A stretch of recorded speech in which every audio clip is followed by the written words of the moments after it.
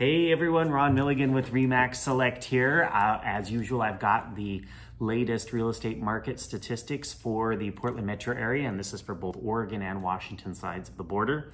Number of homes sold was up versus the week before. Not a big surprise. The week before was a shortened work week.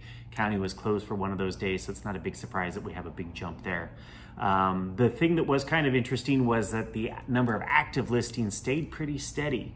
There was only about a 10 listing change in our supply. It decreased by 10 listings. We're just going to be monitoring that number to see how it fares in the next few weeks. As we've been mentioning in the past, since about mid-March, we've been seeing a incremental increase in the number of active listings by about 100 per week, plus or minus.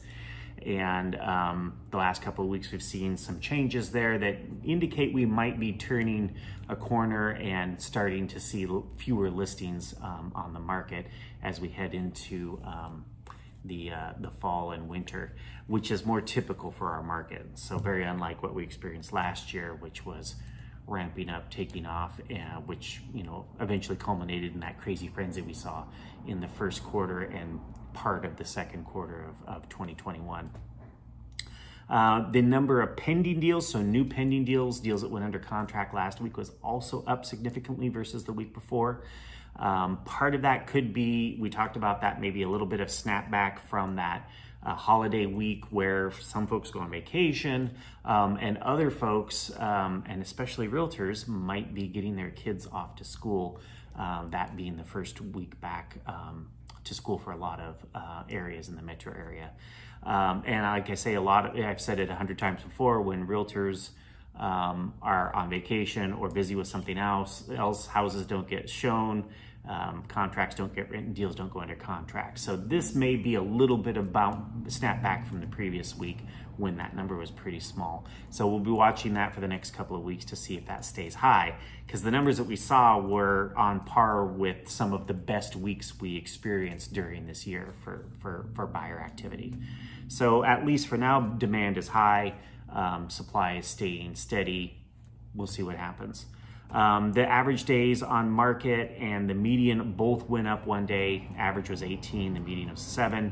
That's an increase, along with lower numbers that we're seeing for the average sale to list ratio. So what you list your home at and what it eventually sells for, that number's been coming down. Right now for the average, it's 101.75. And the median for that is 101.6, so they're pretty close to each other. But the average days on market going up, the average sale price versus list price percentage going down says that the market's definitely cooling off. It's taking longer to sell, and we're not getting probably as many offers on each home, resulting in asking prices that aren't crazy high above, or sale prices that aren't crazy high above the asking prices.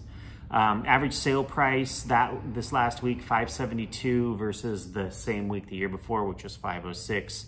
And the median was $507 versus last year's $443,875. So those are the numbers for this week. If you're curious about what's going on in your neck of the woods, just feel free to reach out to me. I'm happy to pull the numbers depending on where you live or what segment of the market you live in, condos, houses, townhouses, what have you. I'm happy to do that for you, and you know where to find me. All right, we'll see you next week.